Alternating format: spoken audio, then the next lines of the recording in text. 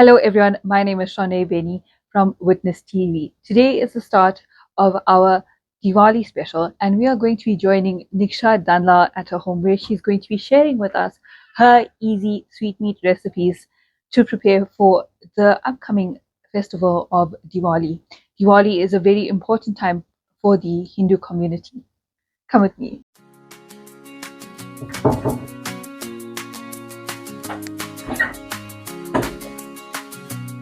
Namaste everybody and welcome to my home.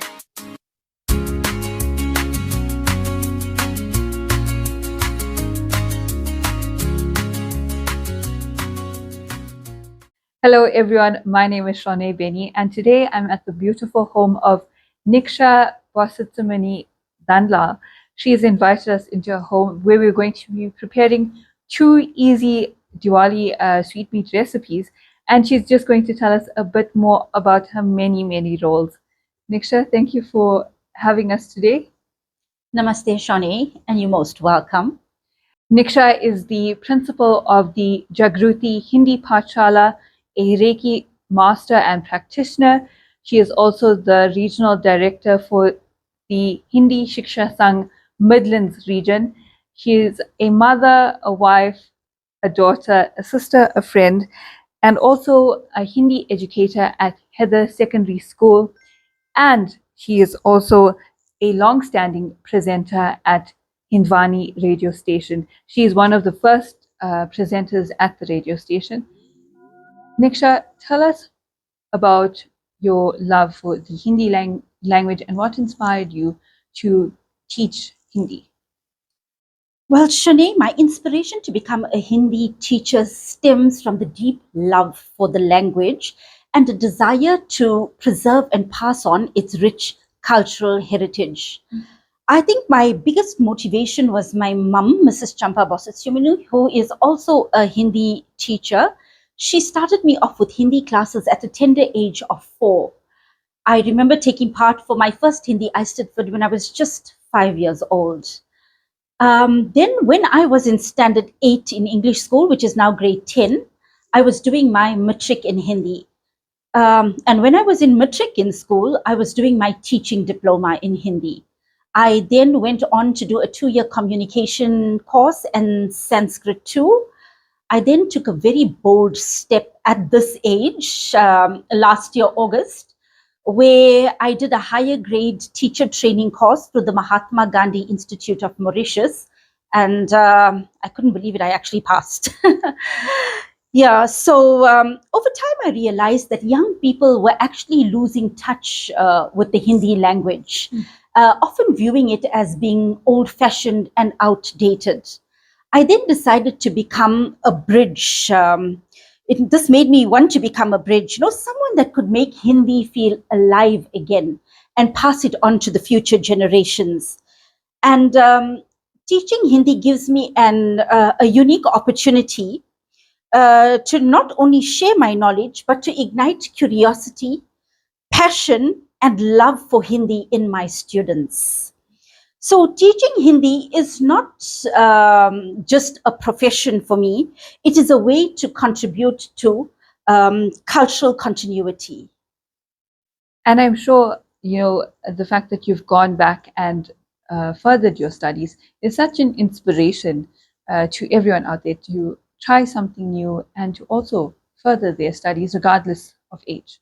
Age doesn't matter. I thought I was actually too old to go on and study, and our lectures, online lectures, were actually from 6 to 9 on a Monday evening. And being a person that teaches, coming home, having to see to kids, cooking, it was a bit daunting. But I managed it. And speaking of age, I actually had an 80-year-old student in my class learning Hindi. So it's never too late to learn Hindi. I'm sure it must be so beautiful to see them learning and to also using that language in our community. It's such a rewarding experience. So one of the first recipes we are preparing today with Niksha is coconut ice. We know that coconut ice is easy to prepare. I haven't prepared it myself before, so today is like the first time I'm going to be assisting you, and yeah, tell us how you go about it. Okay, Shanae, this is a very easy recipe. It's basically the no-cook coconut ice. I know the other recipes call for a syrup and you've got to boil it, you've got to stir everything in, and it doesn't really come out nice most of the time. I've tried it. So this doesn't require any cooking at all, and especially for busy people, this is the recipe that I would recommend. So firstly, it calls for desiccated coconut, 3 3/4 cups desiccated coconut. Remember, it's 3 3/4 cups desiccated coconut. Okay, so I've put that into a dish. Okay, and then you've got to add 4 cups of icing sugar. Remember to sift the icing sugar, right? So it traps all the weevils and air and stuff. So Shoni, would you mind passing me? I've already done the sifting, so we're just going to add it to the coconut. Okay. So this is your 4 cups of icing sugar, which I'm going to add to the coconut, the desiccated coconut.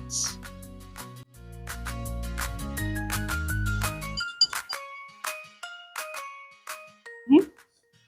We then add a few drops of vanilla essence. Well, because I'm so used to the recipe, I just do my own thing, but measure with your heart. Measure with my heart, but it's actually about a teaspoon that you will need. A few drops of coloring, depends on the color that you want to use. I'm using crimson pink. Okay. You can even make it two-tone, where you split the dough and you make 2 different colors, and then you stack it one on top of the other. I did that this morning, but now due to time constraints, we're just using one color. Then when you're done with that, Shoni, can you please open that condensed milk for me? We then put in a tin of condensed milk.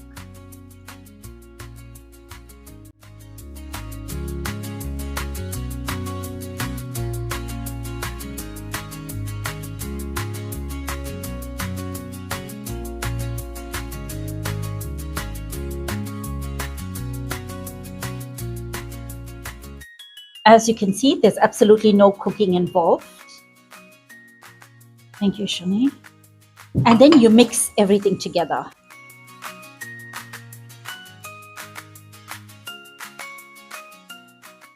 When you mix everything, is it just like kneading, or is it just a light? Okay, I don't actually knead it. I just mix everything together, and then I'll show you. We press it into the container.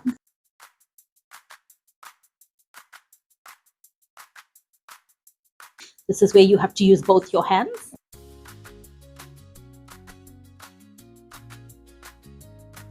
It's actually quite a sticky mixture.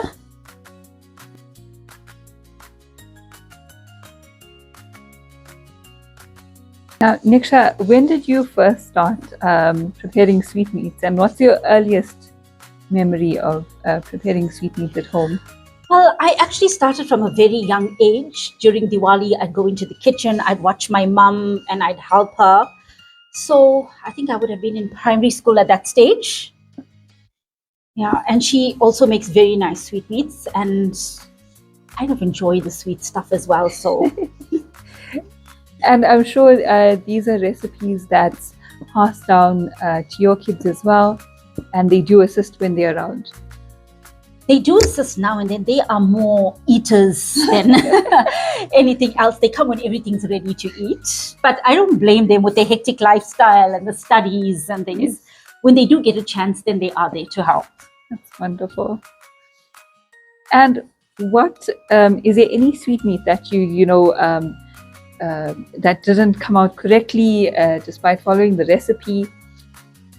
Okay, just last week I had a prayer on at home, and I normally make perfect jumbos. And for some reason, I'm not sure whether it was the ingredients, but the jumbos were just opening up in the ghee, and I was so distraught. I ended up ordering everything because I really didn't have the time. Yeah. But like I said, now this is the quick and easy one if you miss that deadline, because I think our orders have closed by now. Okay, so when you're done, it should look like this. That looks like a very pretty It's a pink ball. very pretty pink ball, right? You can mix it more if you want. Okay, then you have to grease a baking tray or a dish. Shorne, can you use the spray and cook and just grease this container for me? Spray it well. Also spray the side so it doesn't stick when you're cutting.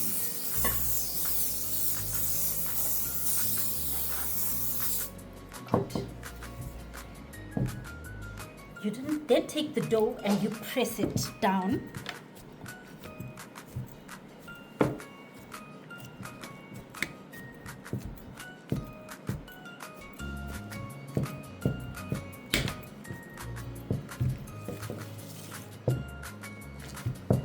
Make sure you spread it evenly.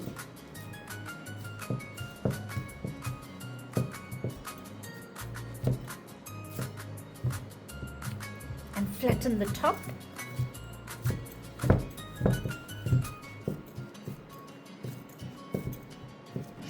Shani, if you could sprinkle some hundreds and thousands, you can use hundreds and thousands, you can use almonds, whatever you prepare to make it look nice.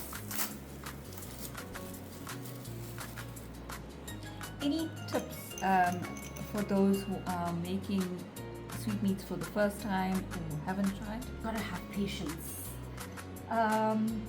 You may fail first time round, or it might not come out as you had imagined, but remember, practice makes perfect. Lots of patience. You're going to work with a lot of sticky stuff, so you can expect to wash your hands all the time. And yeah, I think that's basically it. And also make sure that your ingredients are fresh. Done, you can press down the hundreds and thousands as well, and then you put it into the refrigerator. Well, it doesn't normally take too long. I normally leave mine in the refrigerator for about an hour, and then I take it out and I slice it into squares. And this is what the finished product looks like. I made this morning, and I made this two-tone as well. So you can see, oops, I made with yellow and pink. Those are some of the lovely colors. So you can use whatever color you like. It depends entirely on you. Shani, would you like to taste one? Oh, sure. Thank you.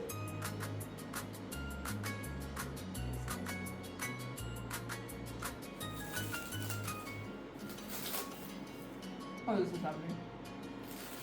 So basically, that's your quick and easy coconut ice. You can make it in less than 15 minutes.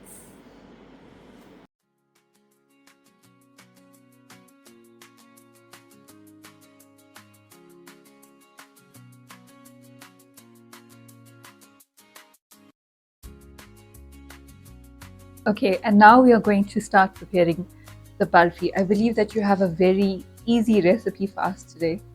Yes, Shani, this is also a no-cook barfi, so you don't have to stand by the stove and cook up a syrup and basically no extra work. It's just a simple no-cook barfi. Okay, the only thing with this, there's no escaping the sieve. I know everybody hates that about barfi making, but this also has to go through a sieve.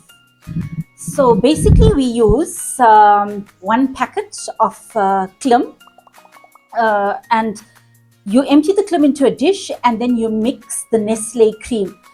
Normally it's the 155 gram, which is the small tin, but recently I've noticed that the shops are not keeping the small cream.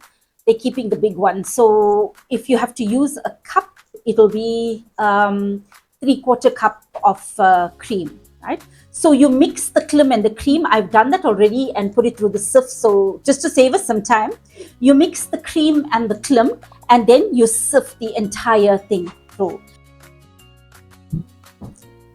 It looks so nice. So this is what it should look like after you've sifted the cream and the klim. We then go on to add 2 cups of icing sugar, which I have already sifted.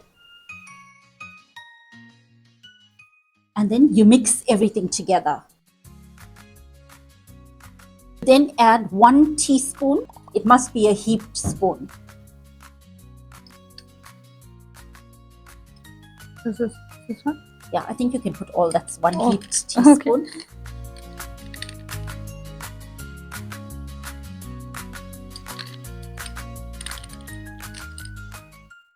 And you mix that as well.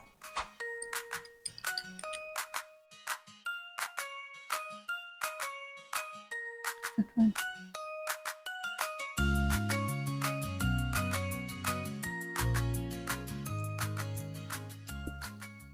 Once everything is nicely mixed, you add 1 teaspoon of elaichi or cardamom.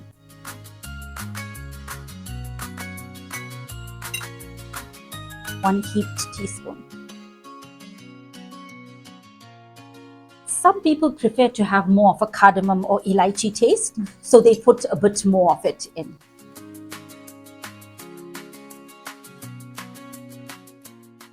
And finally, when everything's mixed, we add some condensed milk, but it's not the full tin. Please be careful when making this. It asks for 3/4 of the tin. So you have to be very careful with that.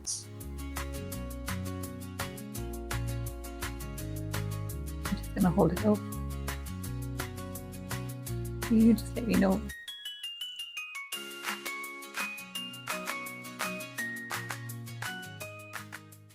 Niksha, what are some of the things that can go wrong if your mixture isn't isn't served? Okay, you end up with the barfi being very lumpy and things. So we want a smooth barfi, so you've got to sift it. Just be careful, Shorne, just 3/4 of a tin. Okay, no, we still got a lot. You can always add more if you feel like it's too dry, your mixture is too dry.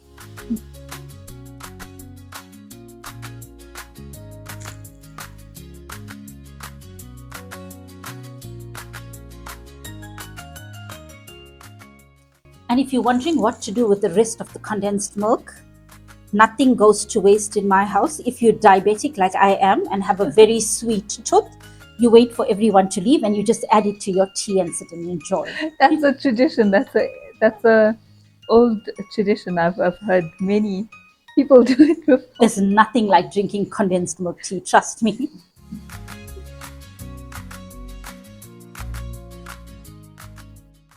Have you ever encountered any issues with preparing Baryfi before? I've heard it's one of your favorites. It's one of my favorites. If you add too much of condensed milk, it becomes too sticky, and as a result, it doesn't get hard. So you just need the right amount. And how long does this set for in the fridge? You can put it for about 2 hours and it will set. The lot that I made this morning was actually in for about an hour only. And when you feel like you need a bit more, you just add a bit more. Measuring with your heart, I see. Measuring with my No, until your mixture is nice and soft, but not very, very sticky. Hold on to the this. dish.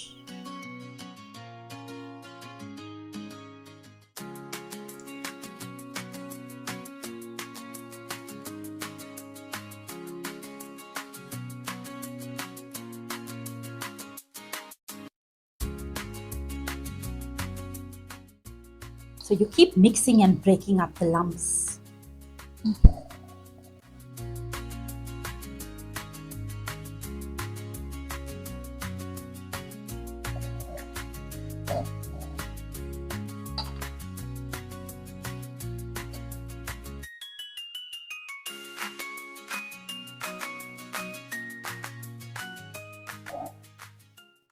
Shorne, could you add a little bit more of the condensed milk? Notice I add the condensed milk gradually so I don't end up with my dough being too sticky. I think that's good.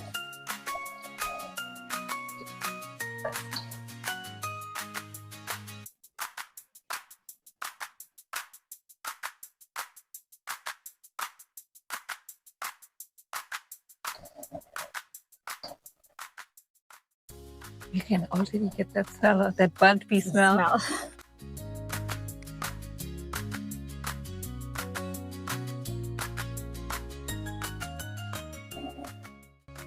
See, it's like coming together. It's all coming together very nicely.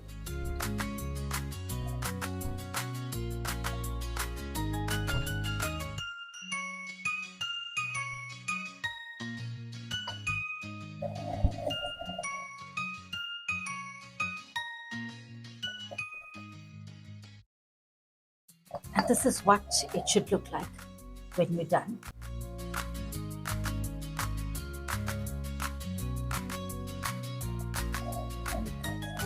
Wash my. And once we're done mixing everything together, we grease a container or a dish. Shouldn't you mind doing that for me?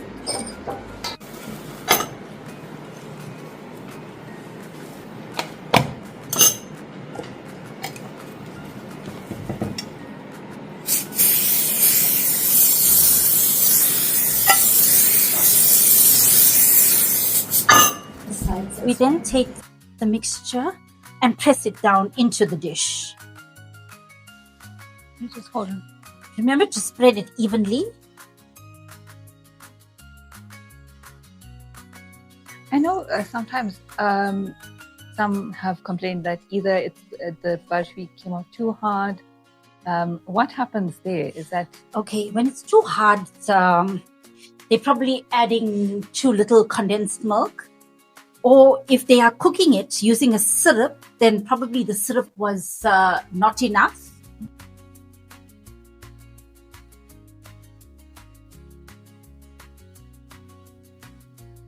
this once again didn't take us a lot of time at all?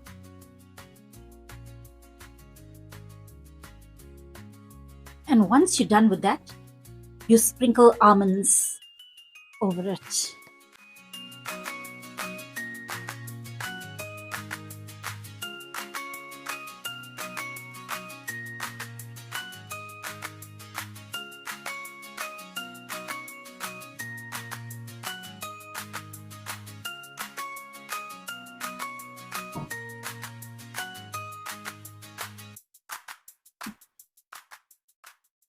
It must be so exciting around Diwali time to be preparing sweetmeats, the smell of the sweetmeats throughout the home. It just brings, such a special time together.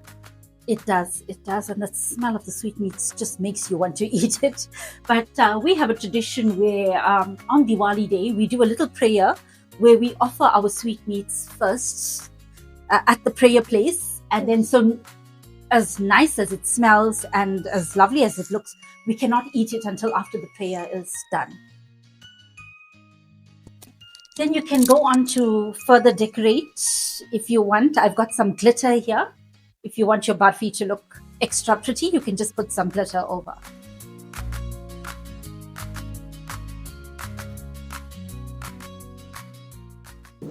You then take this dish and place it into the refrigerator. It can sit there for about 2 hours or an hour, depends on how long you want it there. And you keep feeding it, make sure that it has a good consistency, it's not too sticky. Then you take it out and you cut it into squares.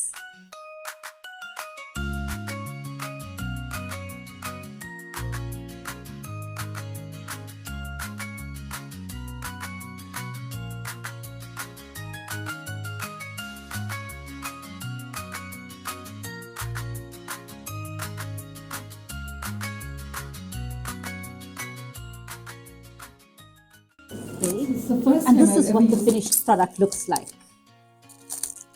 I like how you've decorated them with flowers.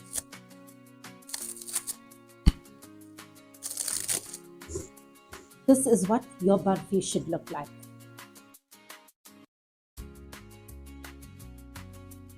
So as you saw, it took us less than 15 minutes to make this barfi.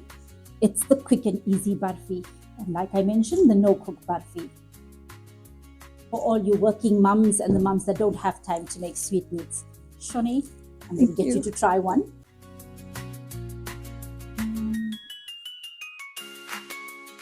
And the sister today.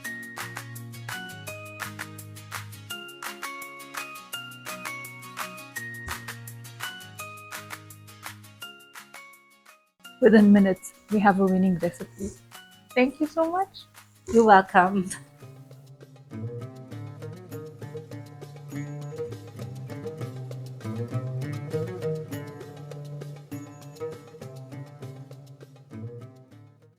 Niksha, you're going to be sharing with us a bit more about your life and also about the importance of Diwali. Now, as a presenter on Hindvani for the last 27 years, tell us a bit more about, some of the most memorable experiences you've had and what influences what you share with your audience. Hey, Shorne, being a radio presenter comes with a mix of excitement, responsibility, and sometimes unexpected challenges.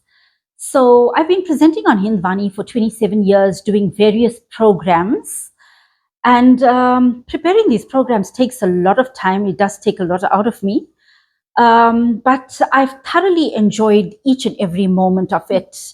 When I say lots of work involved, like, looking for content and choosing the appropriate songs to play, I am currently doing a program called Sandhya every Friday evening from 6 to 7 p.m. It is a religious program. And I've realized that over the years that radio can actually change someone's day. So, for example, if you're having a bad day and you come home and you happen to listen to, some of your favorite songs and things, it just uplifts your spirit. And like I said, I do a religious program called Sandhya. So I play bhajans. Now, bhajans are religious songs. And I happen to get a lot of feedback, from people asking me, where can I find the song? It's actually changed my day. It's made me feel so good. And I aim to share uplifting content, inspiring stories, and bhajans that basically make people feel good, feel good about themselves.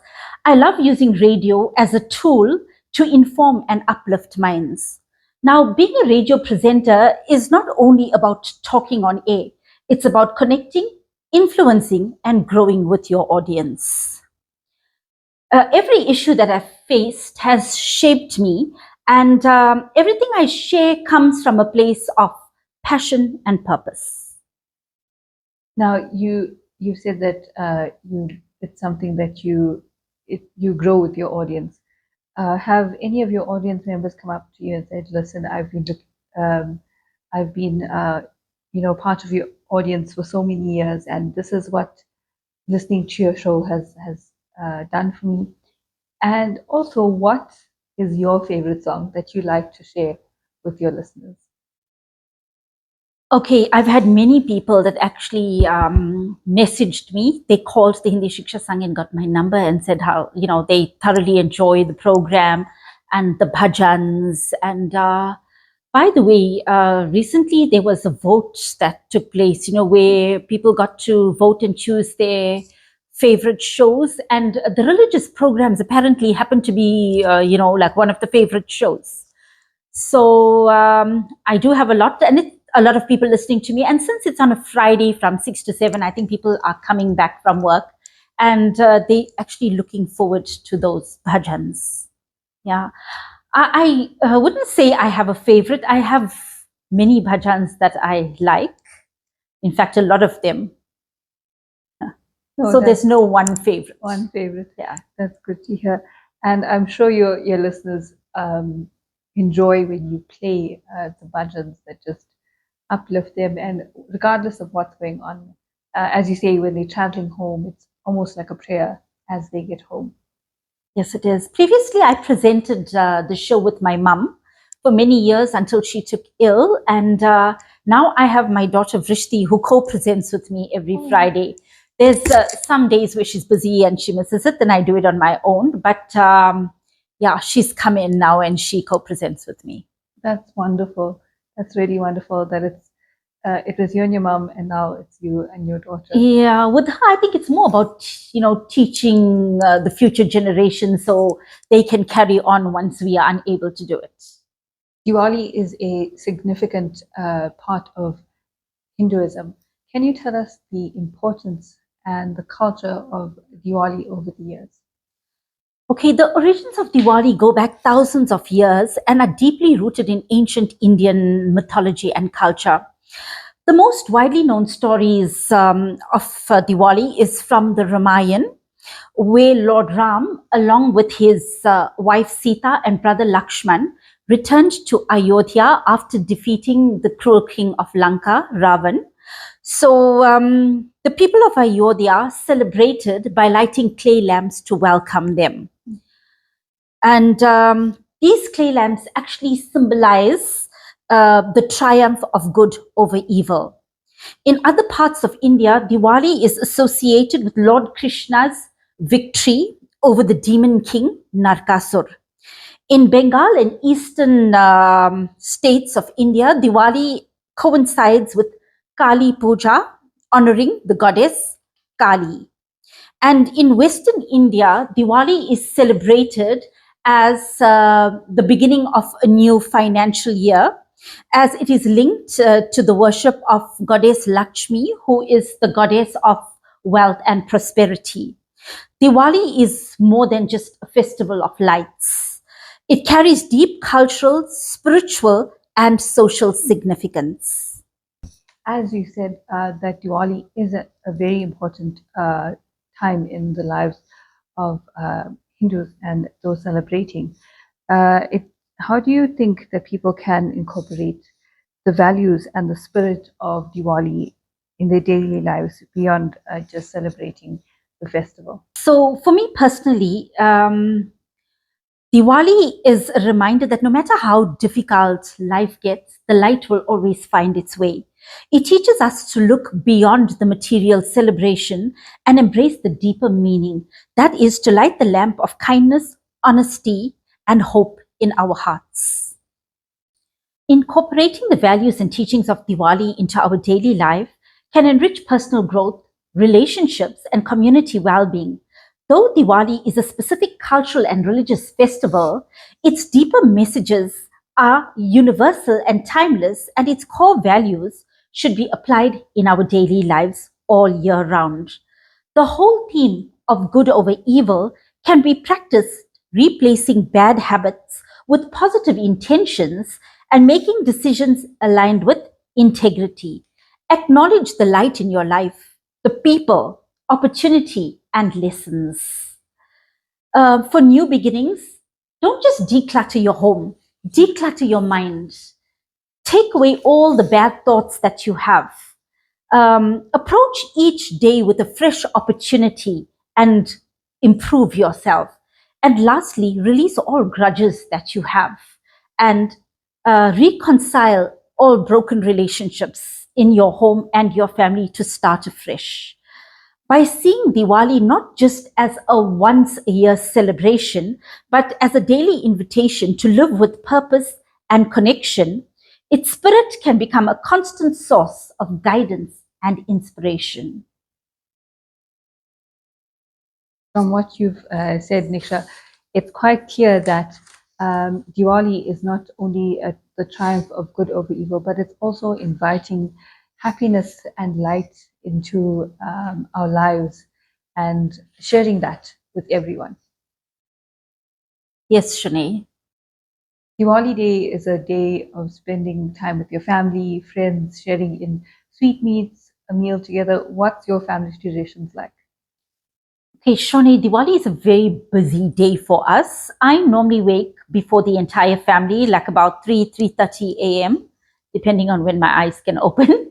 And I have a shower, get into the kitchen, and prepare a meal. I normally prepare a meal for us, for home, for my parents. So it's like usually cooking in the big pot. And normally our traditional meal for Diwali is biryani, dal, sour milk chutney, and salad. Once all that is done, I wake the rest of the family up. And the tradition is to have a 3-oil bath. So we mix 3 different types of oils and rub it on our bodies. Now, this is believed to remove all negativity and, like basically bad vibes from the body. And we then take a shower, everybody changes, and then we do a little prayer, and where we offer holy offerings into the fire. We call it a havan. We normally do that. And then we have parcels of sweetmeat, which are actually prepared, wrapped up the day before. Everybody dresses up and we go to friends and family members and distribute these sweetmeats. And then in the evening, it's back home and the traditional lighting of lamps, bursting of fireworks. That's basically what my family does every Diwali. Sounds really wonderful. And is there any specific oils that that one would need to use, or is it to your preference? It's left entirely to you. There's no specific oil that you should use. It just must be 3 different types of oil. Preferably not castor oil, though. What message would you like to share with our listeners about the importance of Diwali and preserving and sharing cultural heritage through the traditions like Diwali? And as you are a Hindi teacher, we would love for you to share with us something in Hindi. Okay. Cultural heritage expressed through languages, traditions, and festivals is the soul of a community. It connects us to our root, it shapes our identity, and passes the wisdoms of generations forward. Celebrations like Diwali, the Festival of Lights, are vibrant reminders of these timeless values, the triumph of light over darkness, knowledge over ignorance, and hope over despair. Preserving such traditions is more than honoring the past, but is rather an investment in our collective future. By sharing stories, speaking ancestral languages, and sharing a meal, and participating in cultural celebrations, we keep traditions alive, not just for ourselves, but for the future generations as well, who will inherit their beauty and meaning. As we celebrate Diwali around the world, let us remember that every ritual, every word spoken in our mother tongue, and every meal shared is actually an act of preservation. In sharing our traditions with others, we build bridges of understanding, respect, and unity across cultures. So may we continue to celebrate, protect, and pass on the heritage that shapes who we are. And as you mentioned, since I'm a Hindi teacher, I have to say something in Hindi. So, थोड़ा सा मुस्कुरा देना इस दिवाली से पहले, हर गम को भुला देना इस दिवाली से पहले, ये ना सोचो कि किस किस ने दिया है दुख, सबको माफ कर देना इस दिवाली से पहले. तो आप और आपके परिवार को शुभ Diwali.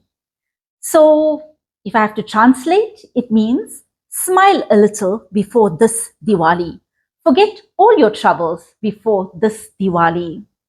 Do not think about who caused pain in your life. Rather, forgive everybody before this Diwali. So, a blessed Diwali to you and your families. Niksha, that was absolutely beautiful.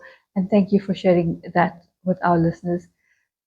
From us at the Capital Newspapers team and The Witness, we'd love to wish all of you a happy Diwali.